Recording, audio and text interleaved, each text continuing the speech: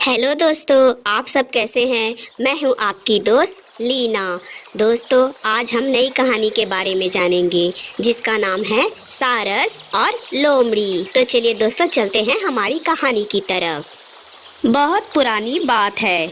एक जंगल में एक लोमड़ी और एक सारस रहते थे। ये दोनों बहुत अच्छे दोस्त थे। सारस रोजाना लोमड़ी को तालाब से मछली पकड़कर खाने के लिए देता था। इस प्रकार दोनों की दोस्ती बहुत गहरी होती चली गई। सारस बहुत सीधा साधा था, लेकिन लोमड़ी बहुत ही चालाक और शैतान थी। वह हमेशा दूसरों को परेशान किया करती थी। उसे दूसरों का अपमान करने और मजाक उड़ाने में बहुत मजा आता था। एक दिन उसने सोचा कि क्यों ना एक बार सारस का भी अपमान किया जाए और उसका मजाक उड़ाया जाए। ऐसा सोचकर उसने सारस को दावत पर बुलाया। उसने जानबूझकर सूप एक प्लेट में परोसा।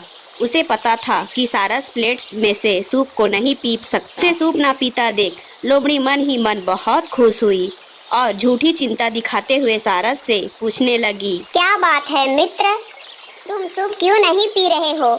क्या सूप पसंद नहीं आया तुम्हें? सारस बोला, नहीं मित्र, ऐसी बात नहीं है, यह तो बहुत ही स्वादिष्ट है। सारस ने जब देखा कि सूप को प्लेट में परोसा गया है और लोमड़ी जानबूझकर उससे सवाल कर रही है, तो वह सब समझ गया, लेकिन कुछ नहीं बोला।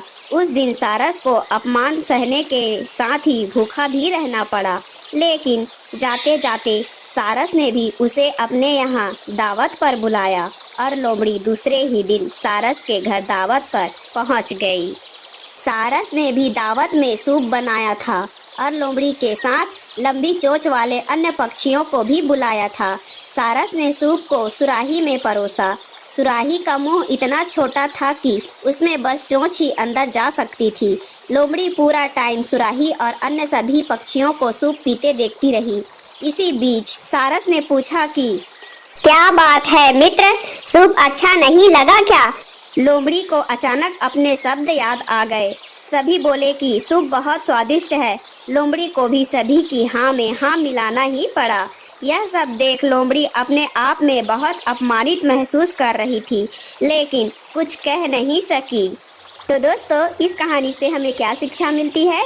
इस कहानी से हमें शिक्षा मिलती है कि हमें कभी भी किसी का अपमान नहीं करना चाहिए। हम जैसा दूसरों के साथ करते हैं वैसे ही हमारे साथ होता है। तो दोस्तों, आज के लिए इतना ही। मिलते हैं अगली कहानी में। तब तक के लिए बाय बाय।